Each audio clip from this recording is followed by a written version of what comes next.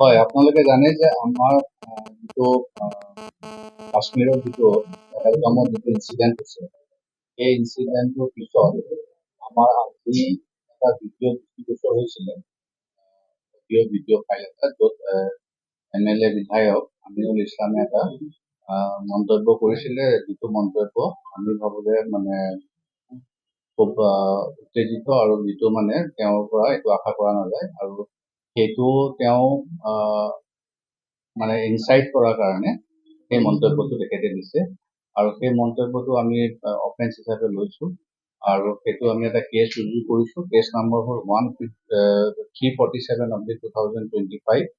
আমি তেওঁক ইতিমধ্যে এৰেষ্ট কৰিছো, আৰু অহা কাইলৈ ৰাতিপুৱা আমি কোৰ্টত প্ৰডিউচ কৰি তেখেতে এজন বিধায়ক হৈ যিটো মন্তব্য কৰিছে, যে সেই মন্তব্যটো মানে এটা এই পৰিস্থিতিত এটা বৰ দুৰ্ভাগ্যজনক মন্তব্য, আৰু এইটো আমি চিৰিয়াছলি লৈছো, আৰু আমি বিহিত ব্যৱস্থা তেওঁৰ ওপৰত লৈছো। হয়, আমি অহা কাইলৈ তেখেতক আদালতত হাজিৰ কৰিম, আৰু তাৰপিছত আমি তদন্ত আগবঢ়াই লৈছো। ছেকশ্যন কেইটা লৈছো, 152, 197, 197(1), 113(3), 352 and 353 BNS। হয়, তেখেতৰ ঘৰত আমি অভিযান চলাই তেখেতক গ্ৰেপ্তাৰ কৰিছো, আৰু তেখেতৰ আমি এতিয়া আমি সোধ কৰিম, আৰু কালি আমি পুলিচ কৰিম।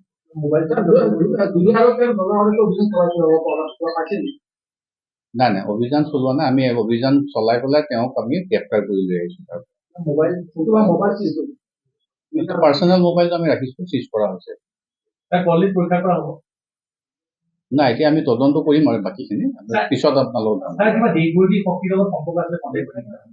এই তদন্ত কৰিলে গম পাম। এতিয়া আমি মোবাইলৰ তদন্তখিনি কৰি চাওঁ, আৰু কিয় তেওঁ মন্তব্য দিছে এইটো গুৰুত্বপূৰ্ণ কথা। তেওঁ কি কাৰণে এই কথাটো ক'লে সেইটো আমি এতিয়া তদন্তত আমি উলিয়াবলৈ চেষ্টা কৰিম। ডেফিনেটলি আমি নিৰ্মাণ বিচাৰিম। আমি বিচাৰিম, এতিয়া আমি সোধ কৰি লওঁ। গোচৰ নম্বৰটো হ'ল 347/2025 চমুটো কেছটো। 347/2025।